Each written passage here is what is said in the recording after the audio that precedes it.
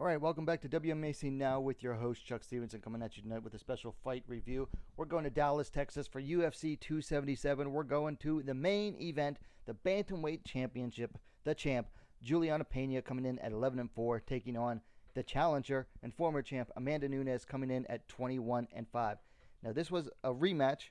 Their first fight was last December at UFC 269, where Peña basically shocked the world, upsetting Nunes to claim the championship, finishing her by rear naked choke submission in the second round.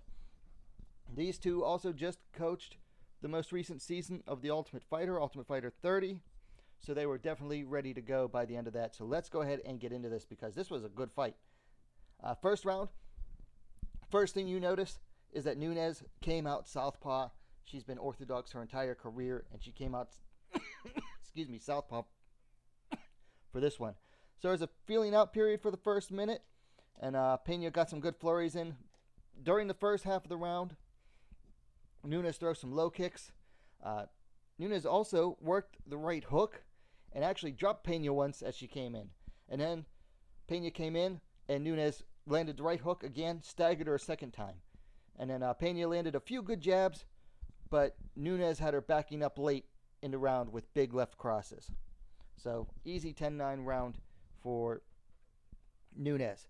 Second round, a big lead right dropped Peña early, but Nunes let her up.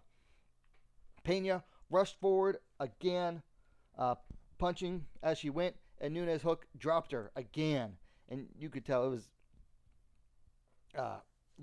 were taking a toll on her. Peña did get in a good fury, and Nunes started trapping Peña's lead hand with her lead right hand, which is something you see some southpaws do.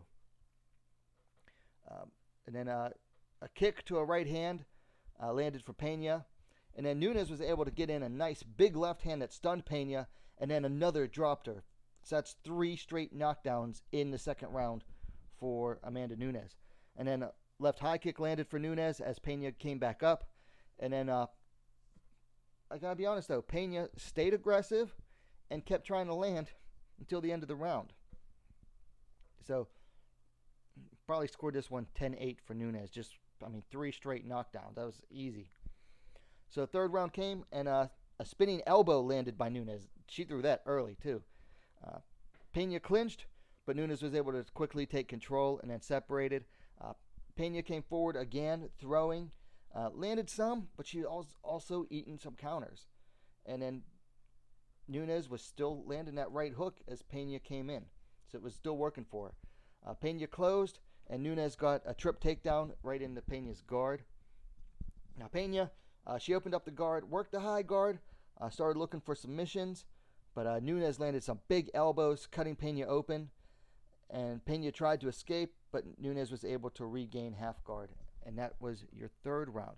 So then we get into the championship rounds, and this time you already knew Peña needed to finish by now. She was down 3 rounds to none.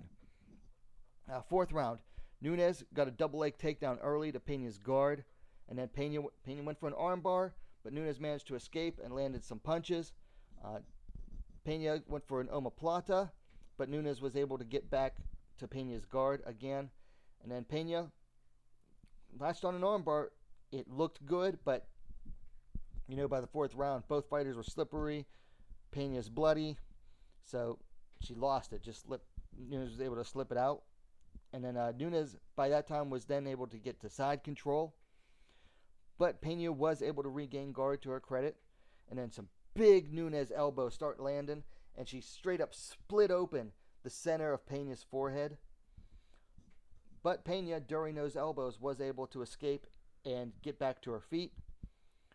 Then Nunes knew what she wanted to do, got an easy takedown, let Peña back up, started landing some more counters as Peña came in, and then Nunes got a takedown to finish the round. So, again, Nunes took the round. So here we go into the fifth and final round. Peña lands a nice 1-2.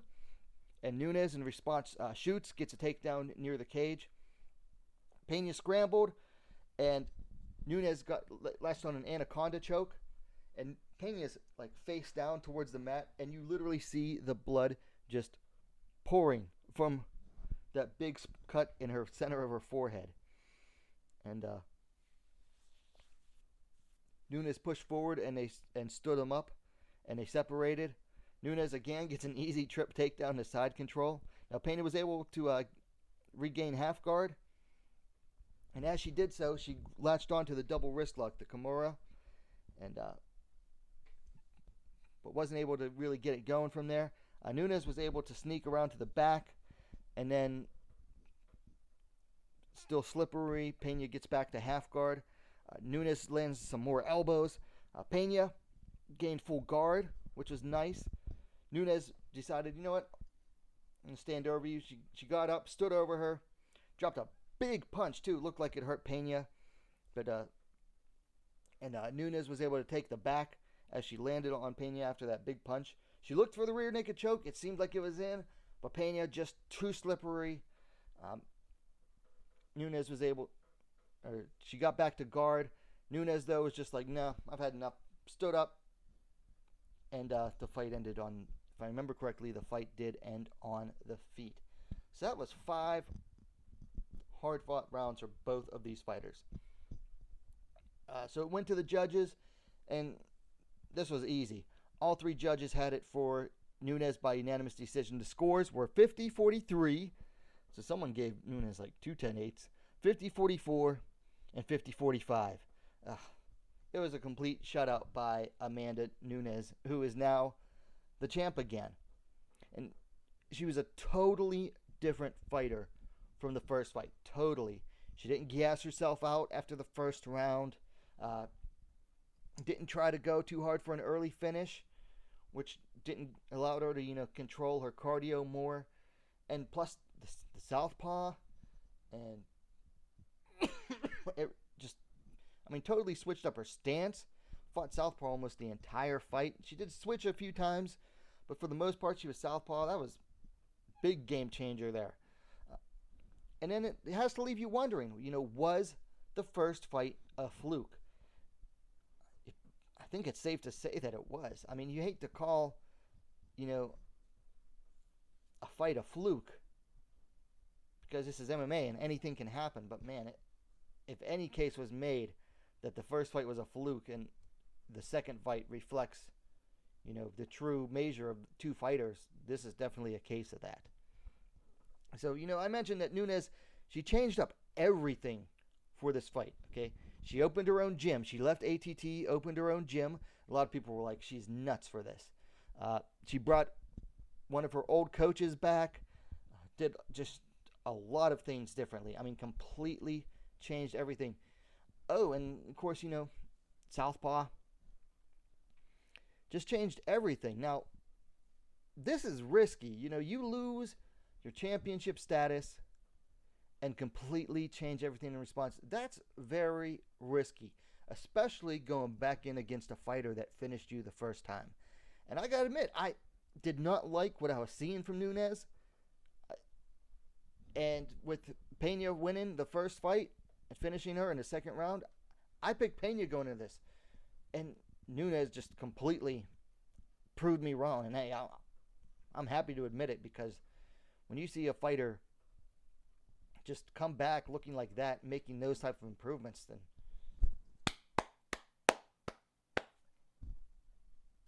applause for Nunes, because this was an amazing performance from her. Like I said, changing everything like that, it's risky, but man, when it pays off big. Let's talk about Peña for a second here. She seemed absolutely lost against the southpaw stance. Totally unprepared to go in there against the southpaw striker. And it showed, which just, again, goes back, showed that it worked for Nunes. Peña didn't know anything to do against, southpaw fighter. She never saw the right hook coming, and ate some big left hands as well. Just had no answer for it whatsoever. Which leads me to talk about her corner. Peña's corner did her absolutely no favors in this fight. None. They were back there in the corner, and they were telling her what to do, which is good, but they never told her how to do what she needed to do. So it's like, you got to get to the clinch. You got to get to the clinch. Well, okay. She failed to get to the clinch before, so maybe tell her how to do it. I mean, they just weren't giving her really like constructive advice. They weren't giving her the information that she needed.